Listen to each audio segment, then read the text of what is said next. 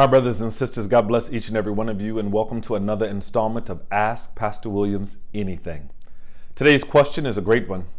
The question is, Pastor Williams, why does God allow so much suffering for persons of color in this country and across the world? That's an excellent question, and I sure wish I had a faithful answer for you. But my truthful answer is, I don't know. Why does God allow so much suffering for persons of color in this country and across the world? I wish I could answer that question for you and give you an honest answer to tell you everything that God is doing in this world and with us in this world.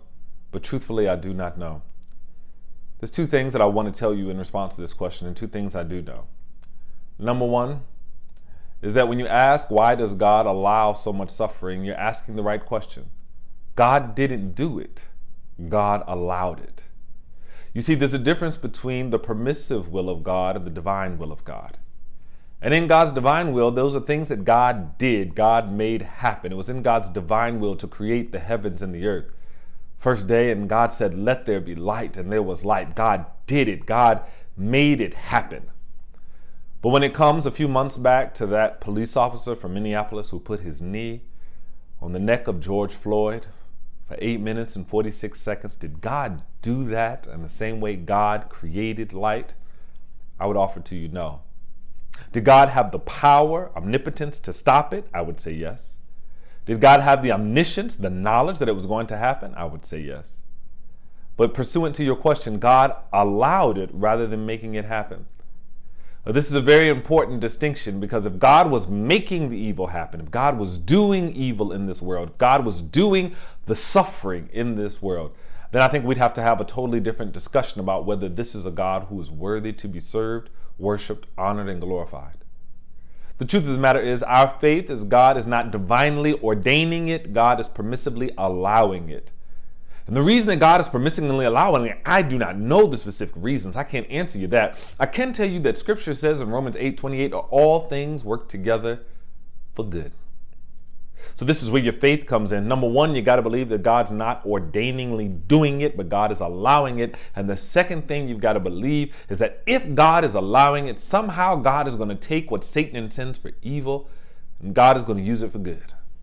Well, Reverend Williams, how is that possible? When are we going to see the good? When are we going to see the turnaround? That is an excellent question. I wish I could answer that one for you too, but truth be told, I can't. You see, our faith, Christianity, is not about black and white answers. If we could get the black and white answers, it would be science, not faith.